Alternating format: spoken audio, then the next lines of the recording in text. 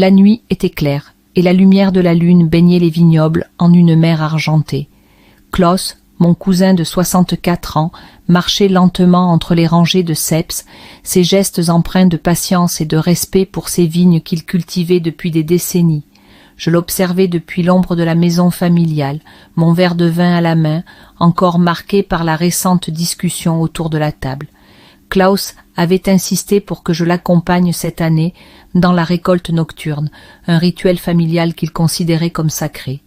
Je n'avais pas refusé, pas vraiment, mais je me sentais étrangement nerveuse. Quand j'ai finalement traversé la cour pour le rejoindre, mes pas étouffés sur le sol humide, Klaus s'est redressé, ses larges épaules se détachant contre le clair de lune. Sa chemise blanche, ouverte à son col, contrastait avec la noirceur environnante. Il m'a souri, un sourire calme, rassurant, mais chargé d'une chaleur que je n'avais jamais remarquée auparavant. « Alors, Sophie, prête à te salir un peu les mains ?» a-t-il demandé, ses yeux gris me scrutant avec une intensité à peine voilée. J'ai ri nerveusement et hoché la tête. Il m'a tendu un sécateur, nos doigts se frôlant brièvement. Ce simple contact a éveillé une étrange chaleur en moi, une sensation que je ne voulais pas nommer. Klaus a repris son travail, me guidant dans les gestes, m'expliquant l'importance de chaque coupe, chaque mouvement. Sa voix grave et posée résonnait dans le silence de la nuit, et je me suis surprise à me perdre dans son timbre, à ignorer les mots, pour ne ressentir que la cadence de son souffle. Le travail était lent, rythmé par le crissement des feuilles et le doux claquement des cisailles. Klaus s'arrêtait de temps à autre pour m'aider, son bras frôlant le mien alors qu'il réajustait ma prise ou me montrait comment éviter de blesser la plante. Chaque contact, chaque proximité semblait remplir l'air d'une tension à laquelle je ne savais comment répondre. Je m'efforçais de me concentrer sur les raisins, mais mon esprit était ailleurs, absorbé par la présence de cet homme que je pensais connaître, mais qui m'apparaissait soudain sous un autre jour. Après 1 heure de récolte, Klaus a posé son panier et s'est redressé, essuyant la sueur sur son front. « Viens, Sophie, on mérite bien une pause. » Nous nous sommes installés sur une vieille caisse en bois à l'ombre d'un grand chêne. Klaus a sorti une bouteille de vin et 2 verres qu'il avait apportés, me tendant le mien avec un sourire. Ses mains, fortes et légèrement rugueuses, m'ont effleuré les doigts et ce contact simple, presque anodin, a envoyé un frisson le long de mon échine. « La lumière de la lune rend tout plus beau, tu ne trouves pas ?» a-t-il murmuré, son regard fixé sur moi plutôt que sur les vignes. J'ai acquiescé, incapable de répondre. Mon esprit s'agitait, tiraillé entre le confort familier de sa présence et la conscience croissante que quelque chose avait changé. Ce n'était plus seulement Klaus, mon cousin plus âgé, le pilier de la famille. C'était un homme dont la proximité éveillait en moi des émotions que je n'aurais jamais osé envisager. Le silence s'étira entre nous, mais il n'était ni gênant ni lourd. Il était rempli de possibilités, de questions non posées. Quand Klaus parla enfin, sa voix était plus douce, presque intime. « Tu as changé depuis la dernière fois que je t'ai vue. Plus confiante, plus belle. » J'ai senti mes joues s'empourprer, mais j'ai tenu son regard malgré l'agitation en moi. « Toi aussi, Klaus. Je veux dire, tu es toujours le même, mais... » Il sourit, un sourire qui me fit chavirer. « Mais quoi, Sophie ?» Je ne savais pas quoi répondre. Les mots me manquaient, et pourtant tout mon être criait qu'il se passait quelque chose que je ne pouvais ignorer. Klaus posa une main légère sur mon genou, un geste qui se voulait probablement rassurant, mais qui envoya une vague de chaleur à travers mon corps. J'ai retenu mon souffle, consciente que cette nuit-là, sous la lumière de la lune, une ligne semblait se dessiner entre nous, une ligne que je ne savais pas si j'étais prête à franchir. La main de Klaus resta sur mon genou, un moment de plus, suffisamment pour que je sente la chaleur de sa paume à travers le tissu de mon pantalon. Je n'osais pas bouger, prise dans une étrange dualité entre le désir de me lever pour briser cet instant et celui, plus profond, plus inexplicable, de le laisser durer.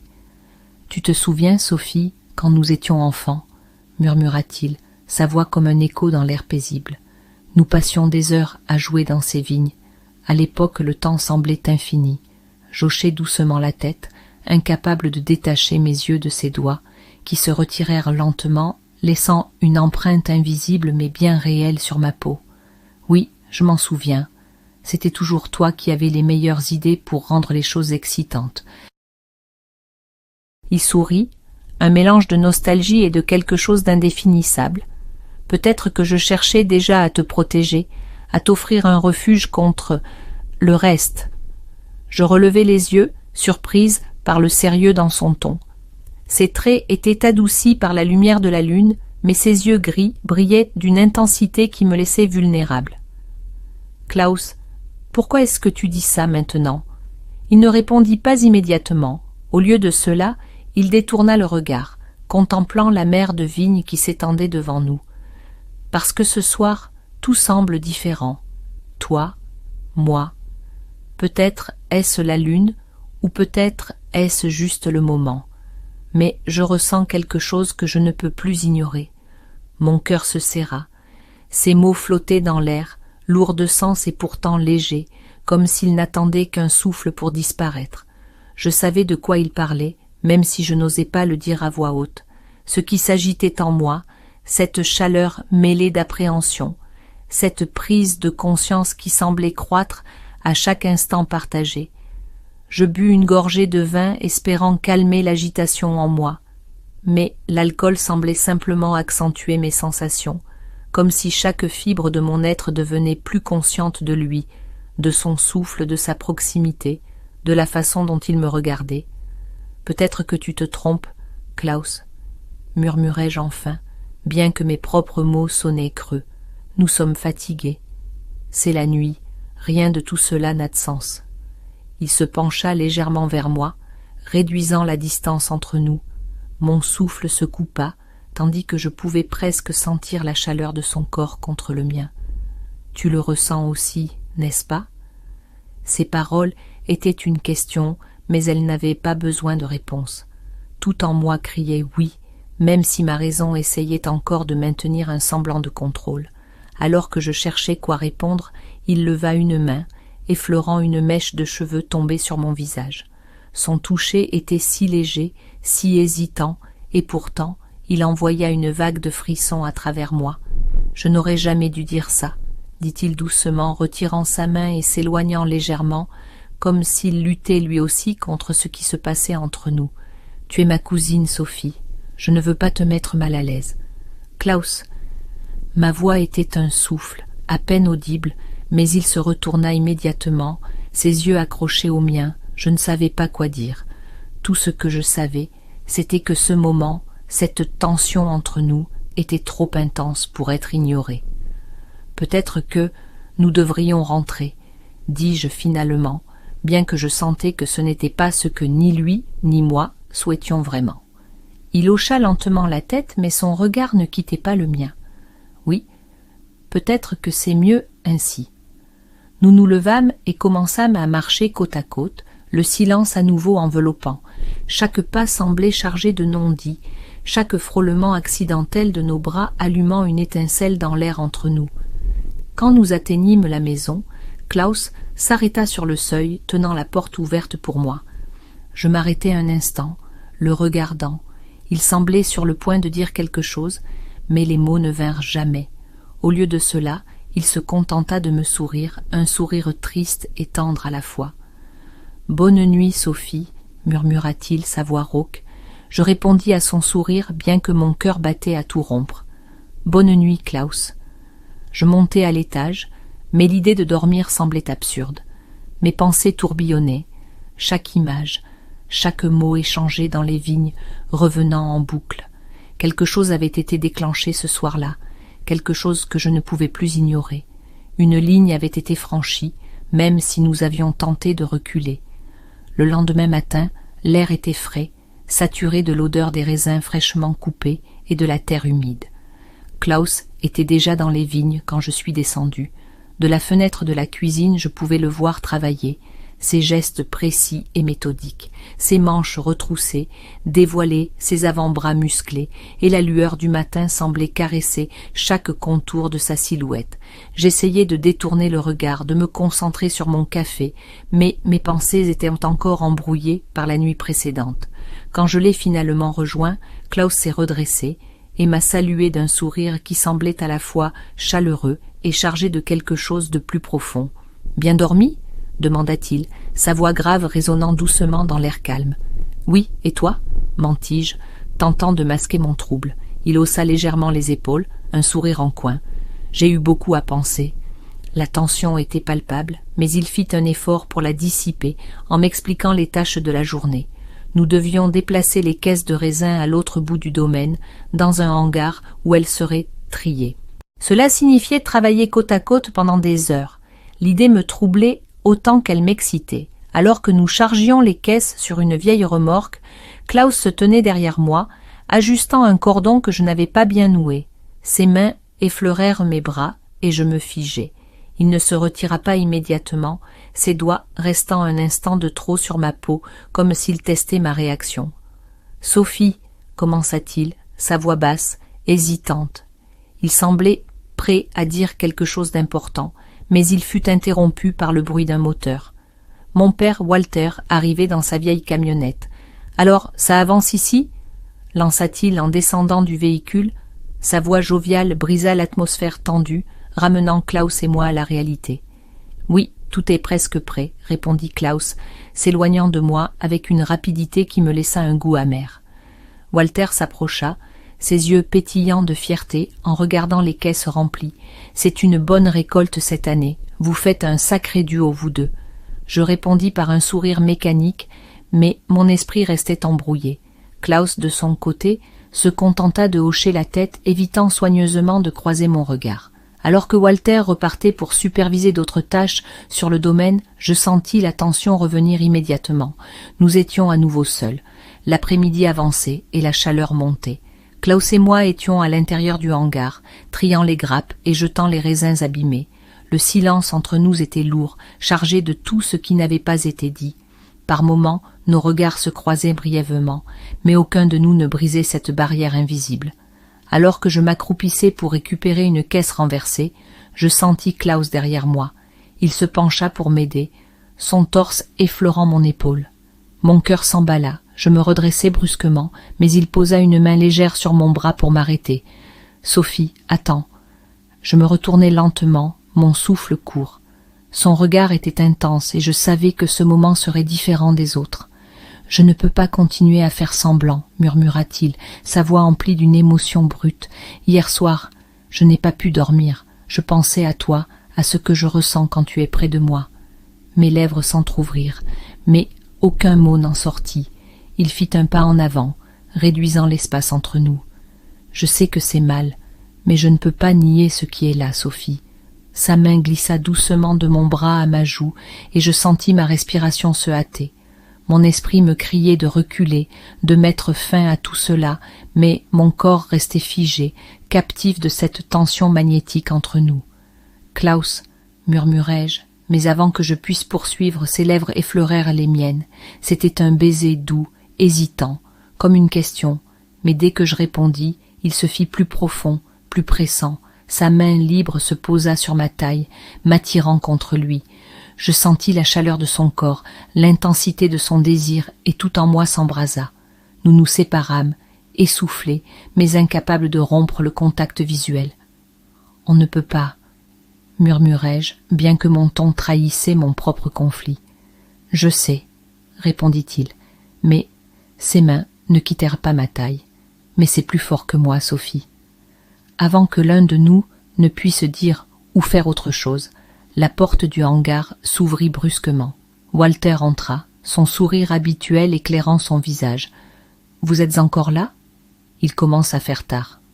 Klaus fit un pas en arrière, sa main quittant ma taille, comme si elle avait été brûlée. Mon père ne semblait pas avoir remarqué l'atmosphère lourde dans la pièce, et je fis de mon mieux pour cacher mon trouble. Mais en quittant le hangar, je savais qu'une nouvelle limite avait été franchie. La lumière dorée de la fin d'après-midi baignait le domaine tandis que Klaus et moi rangions les dernières caisses dans l'entrepôt. Walter était reparti, trop préoccupé par les autres tâches pour remarquer la tension entre son cousin et sa fille. Mais même en son absence, le silence entre Klaus et moi était plus assourdissant que jamais. Je pouvais sentir son regard peser sur moi, mais je n'osais pas lever les yeux. Alors que je sortais du hangar pour prendre un moment à l'air libre, Klaus me rejoignit rapidement, sa main frôlant mon bras pour m'arrêter. Ce simple contact déclencha une vague de chaleur qui monta de ma poitrine à mes joues. « Sophie, attends !» dit-il, sa voix basse et pressante. « Nous devons parler. » Je me tournai lentement, le cœur battant la chamade. Il se tenait si près que je pouvais sentir la chaleur émaner de son corps. Ses yeux gris, intenses, semblaient chercher une réponse dans les miens. « De quoi veux-tu parler ?» murmurai-je, bien que je savais exactement où cette conversation allait mener. Il passa une main dans ses cheveux, un geste que je lui connaissais bien lorsqu'il cherchait ses mots. « Ce qui s'est passé dans le hangar, je ne peux pas l'ignorer, Sophie, pas après ce que j'ai ressenti. » Mon souffle se coupa. Je ne voulais pas entendre ça, pas ici, pas maintenant, mais une part de moi brûlait d'en entendre plus. Klaus, c'était une erreur. Nous avons été emportés par le moment. Il secoua la tête, son expression empreinte de frustration et de douleur. Non, ce n'était pas une erreur. Pas pour moi. Je détournai les yeux, incapable de soutenir son regard. Mais il attrapa doucement mon menton et me força à le regarder. Sophie, je te connais depuis toujours. Tu es plus qu'une cousine pour moi, tu l'as toujours été. Et hier soir, aujourd'hui, tout ça a confirmé ce que je ressens. Ce que tu ressens, répétai-je, la voix tremblante. Oui, dit-il, sa voix presque un murmure. Je t'aime, Sophie. Pas comme un cousin, pas comme un membre de la famille, mais comme un homme aime une femme.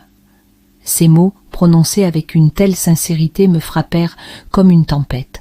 Mon cœur semblait vouloir éclater, partagé entre le choc, le désir et la peur. Klaus, c'est impossible. Il fit un pas en avant, réduisant encore la distance entre nous. Rien n'est impossible, pas quand c'est vrai, pas quand c'est ce qu'on veut tous les deux. Je reculai instinctivement, mais mon dos heurta la paroi du hangar, et il se pencha vers moi, ses mains de chaque côté de mon visage. « Dis-moi que je me trompe, dis-moi que tu ne ressens rien pour moi, et je te laisserai tranquille. » Je voulus lui dire ça, je voulus crier que tout cela n'était qu'une folie, mais les mots ne vinrent pas. Mon silence parlait pour moi, et Klaus le savait. Il s'approche encore, ses lèvres frôlant les miennes, dans une douceur hésitante. Cette fois, je ne résistai pas. Je répondis à son baiser, laissant mon corps suivre un désir que j'avais tenté de nier. Ses mains glissèrent le long de mes bras, me tirant contre lui, et je sentis son souffle chaud contre ma joue, mêlé à une intensité brute qui me fit frissonner. « Sophie, » murmura-t-il entre deux baisers, sa voix rauque, « je ne veux pas te forcer à quoi que ce soit, mais je ne peux pas prétendre que rien de tout ça n'est réel. » Je fermai les yeux, savourant l'instant malgré moi, mais une petite voix dans ma tête me ramenait sans cesse à la réalité. C'était Klaus, mon cousin, et pourtant, tout en moi criait que c'était juste. Je le repoussai doucement, le souffle court. « Klaus, on ne peut pas comme ça. » Il hocha la tête, reculant d'un pas, mais son regard restait fixé sur moi. « D'accord, » dit-il doucement, bien que sa voix trahisse la douleur, « mais je ne peux pas te promettre que mes sentiments vont disparaître. » Nous restâmes là, silencieux, à quelques pas l'un de l'autre, la tension entre nous toujours aussi palpable. Puis, sans un mot de plus, je tournai les talons et m'éloignai, le cœur lourd et l'esprit embrouillé. Plus tard ce soir-là, alors que je me trouvais dans ma chambre, j'entendis un bruit de pas dans le couloir. Je savais que c'était Klaus avant même qu'il ne frappe doucement à ma porte. Je pris une profonde inspiration avant de lui dire d'entrer. Il se tenait dans l'encadrement, ses épaules larges semblant porter le poids du monde. Je ne voulais pas te déranger, mais je devais m'assurer que tu allais bien. Je souris faiblement. Je vais bien. Il resta là, comme s'il hésitait à s'approcher. Puis, lentement, il s'avança et s'assit sur le bord de mon lit. Je veux que tu saches que je respecte tes choix, Sophie. Peu importe ce que tu décides. Je le regardai, touché par sa sincérité, et avant de pouvoir m'en empêcher, je posai ma main sur la sienne. Merci, Klaus, mais c'est tellement compliqué. Il serra doucement ma main, ses yeux rencontrant les miens avec une intensité qui fit battre mon cœur plus fort. Je sais, mais parfois ce sont les choses compliquées qui en valent le plus la peine. Nous restâmes là, ses doigts entrelacés avec les miens, un silence rempli d'émotions non dites.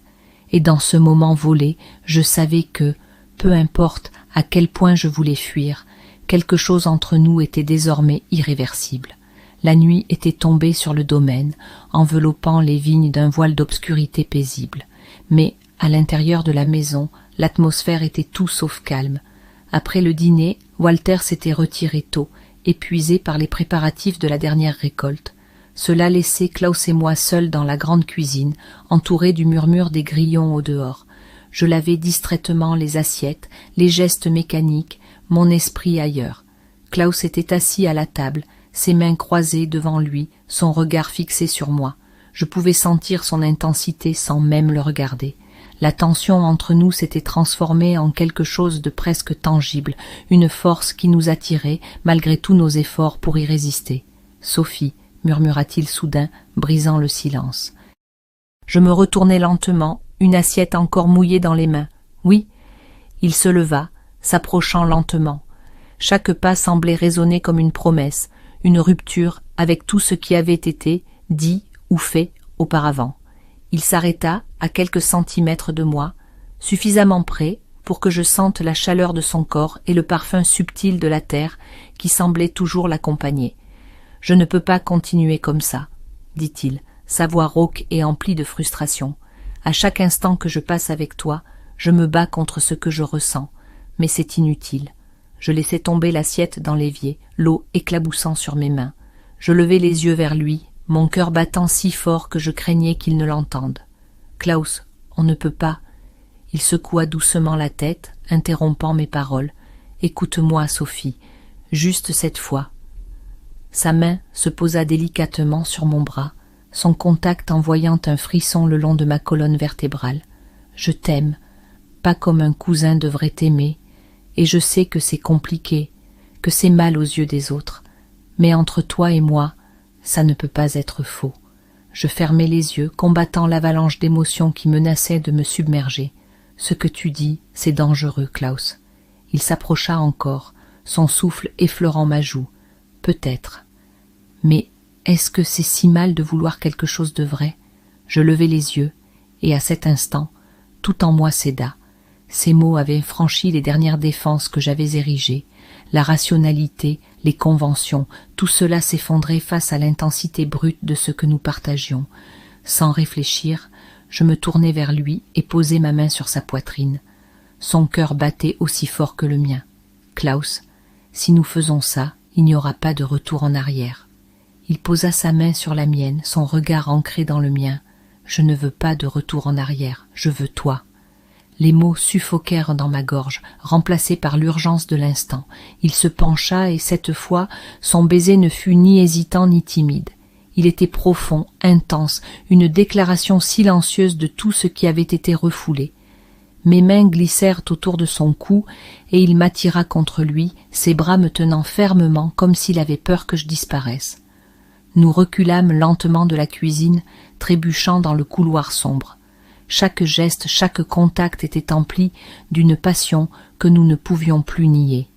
Ses mains trouvèrent ma taille, puis glissèrent le long de mon dos, éveillant une chaleur insoutenable en moi. Nous atteignîmes ma chambre dans une frénésie silencieuse, comme si chaque seconde comptait, comme si nous savions que cet instant suspendu était fragile. Une fois à l'intérieur, Klaus referma doucement la porte derrière lui. La lumière douce de la lune pénétrait à travers les rideaux, baignant la pièce d'un éclat argenté. Il se tenait là, son regard intensément fixé sur moi. « Tu es sûr de ça ?» demanda-t-il, sa voix tremblante d'émotion. Je pris une profonde inspiration, mes yeux accrochés aux siens.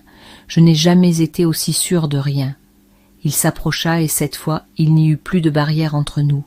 Ses lèvres trouvèrent les miennes et le monde sembla s'évanouir autour de nous.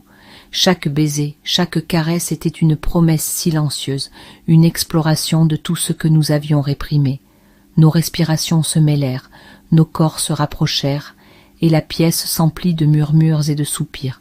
Nous nous abandonnâmes à ce moment, franchissant toutes les limites, toutes les barrières. C'était à la fois tendre et brute, un mélange d'amour et de désir, une danse entre deux âmes qui ne pouvaient plus nier leur lien. Quand l'aube se leva, nous étions toujours là, blottis l'un contre l'autre, enveloppés dans la chaleur de notre étreinte. Klaus traça doucement des cercles sur ma peau, son souffle régulier contre mon cou. Je savais que la réalité nous attendait, avec toutes ses complications et ses jugements. Mais à cet instant, tout cela semblait lointain.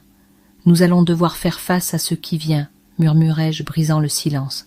Klaus embrassa doucement mon front. « Oui, mais tant que nous sommes ensemble, rien d'autre n'a d'importance. » Et ainsi, sous la lumière naissante du jour, nous nous promettions, l'un à l'autre, de tenir tête à tout, de protéger ce qui était né entre nous, aussi improbable et interdit soit-il. La vie, telle que nous la connaissions, ne serait plus jamais la même.